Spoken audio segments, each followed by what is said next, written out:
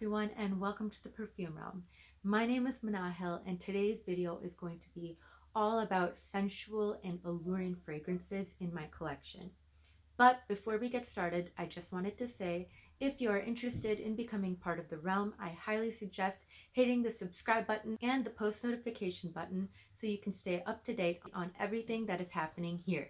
So let's jump right into it. The first perfume I'm going to show is Secret Obsession from Calvin Klein. So this perfume was actually getting neglected by me because I ran across this in my grandmother's kind of perfume chest, and she let me take it home, and I really loved it there, and I brought it home and then kind of forgot about it, really pushed it to the back of my collection.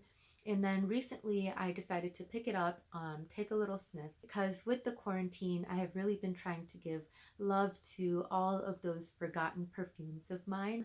When I smelled it, I was like, oh my goodness, like, why have I not been using this one? It's very alluring. There's something very mysterious about this. There's something very poetic about it, and poetic in the most kind of tragic love story way. If Edgar Allan Poe's Annabel Lee was wearing a perfume, I feel like it would be this one. This one has, kind of this smoky incense type of a thing going on. The florals in here remind me of, I don't know if you've ever seen someone pressing flowers in a book. My mom used to do that. It's like opening one of those books, like a really old book, and there are still pressed flowers inside. That's what this smells like. There is an amber in the base that literally kind of glows through all of it, and there's a woodsy cashmere in it. It's just beautiful, and I feel like this is something that it projects. It has a reasonable amount of projection, but it is a soft projection. It's not anything sharp or in your face. Next up, I have a scent that I have featured already, and that is Sisley Fiore. I love Sisley Fiore. This one again has a very soft projection. This one is nothing like the last one. There isn't kind of anything dark in it. This one has a very fruity opening, but it's a very creamy fruity opening. I've described this before as candied roses and candied fruits, just kind of a combination of it. So it does have a floral element, but at the same time it has this kind of fun sweetness to it, and then the creaminess is really what makes it very sophisticated. So it isn't a juvenile fragrance just because of how sweet it is. It is just done very, very well, and something that I find very elegant.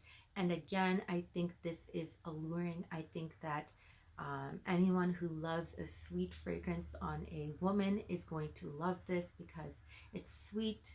It's almost edible, but it isn't a gourmand. But yes, there's something so enticing about this, and it really just draws people in. Like I said, alluring and sensual. This is what it's all about. I think that you can wear it in a very intimate setting. You can wear this out and about. So yes, you can wear it in a lot of occasions, but whoever smells this, they will not forget you. This sweet, creamy, delicious scent will always be associated with you.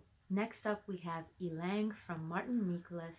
I love this fragrance. This is an incredibly unique scent.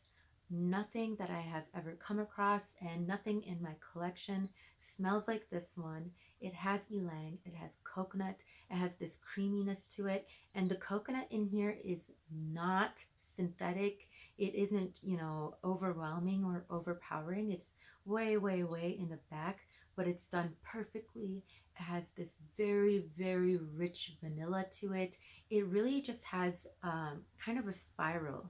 When I wear this, I feel like I have spirals of the scent kind of, radiating away from me. And this does eventually become a skin scent, and it is something that is very personal. This one right here is a love potion. If you put this on, I think you're really going to have people falling in love with you right and left. And my, is this scent rounded. Everything is rounded. Every edge is softened. There's really nothing in here that can slice you. It just you know, smoothly takes over you. No one's going to know what's happening. They're just going to be kind of mystified by the scent, and they're going to be, again, attracted to you when you are wearing this. So Ylang is the other option. After Ylang, I have another Martin Micallef scent, and that is Mon Parfum Cristal. So this scent is a beautiful light toffee scent. If I was to compare this to Ylang, this isn't creamy. I don't find this to be particularly powdery, but it doesn't have that creamy density that Ylang has. This one says so much without talking at all.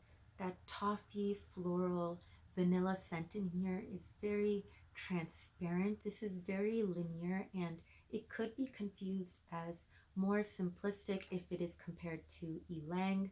What that is only because Ylang is a little bit more dense and it has more notes. I do think that this has the same level of sophistication, though it is just carried in a completely different way. The next fragrance that I have is a new one to my collection, and that is Alien Essence Absolu.